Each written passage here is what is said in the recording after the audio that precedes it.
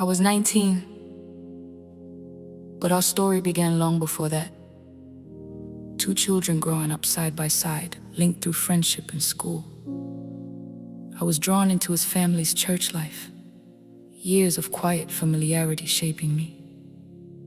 By 19, innocence had grown into love, and we were inseparable, building a future we didn't know we were losing. You were my first love, my shelter from the storm. We held a dream between us before our world was torn. I lost our baby, and I lost myself too. But a part of my heart still remembers you. I grew up searching for a place where love didn't hurt, a home that didn't echo with fear. And God led me to a family that felt like peace, laughter in every room, faith stitched into every breath. I was 19, learning what safety felt like, in a way I had never known before. He was my first love, the boy whose world felt whole when mine was breaking. We were young, inseparable, two young adults trying to build a future from the pieces of our innocence. And when love grew into life inside my womb, both families stood with us. For a moment, I believed I had left the darkness I was born into. But at 9 months, preeclampsia struck without warning, when my baby's father came to visit me in the hospital. And as he opened the door, he saw me turning blue. He shouted for the doctors, and they rushed in, fighting to save me. But even with all their efforts, my baby had already slipped away. They told me she had stopped growing at 5 months. They told me I survived, but I didn't feel alive.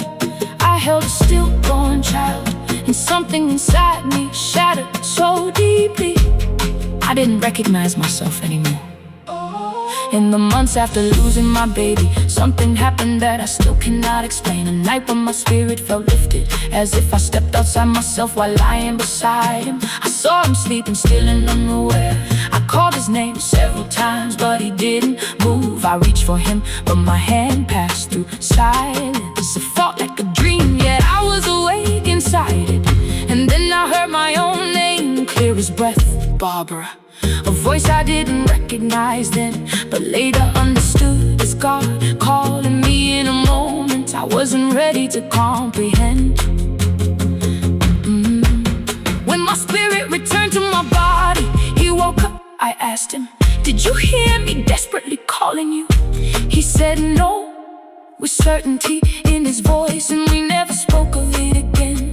But I carried that moment with me, a whisper in the darkness, a sign I didn't yet understand, a spiritual encounter that marked the beginning of my unraveling and the beginning of my awakening. And in that shattering, I broke his heart too. He lost our child, and then he lost me. Two losses in one breath. He was in turmoil, drowning in grief, and I walked away, not because I didn't love him, but because pain made me run from the only safe place I had ever known. His family held him together while I kept my distance, trying to protect myself from a world that suddenly felt dangerous again. Everyone believed we were married. Everyone believed we were forever. And they were shocked when forever collapsed.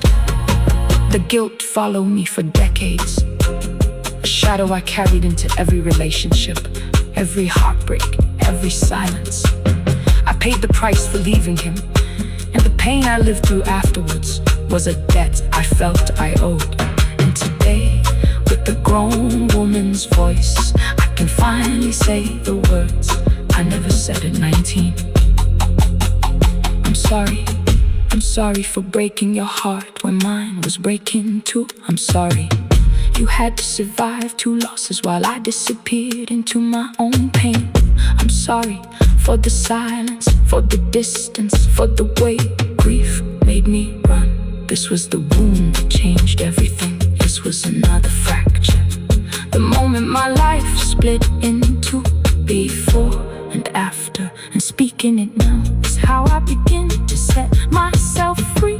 I walk through shadows with the heart that couldn't speak, but grace kept calling softly, pulling me back from the deep. I found my strength in silence. I found my voice in pain, and the girl I was at 19 is learning to rise again. I loved you deeply, but life carried me away.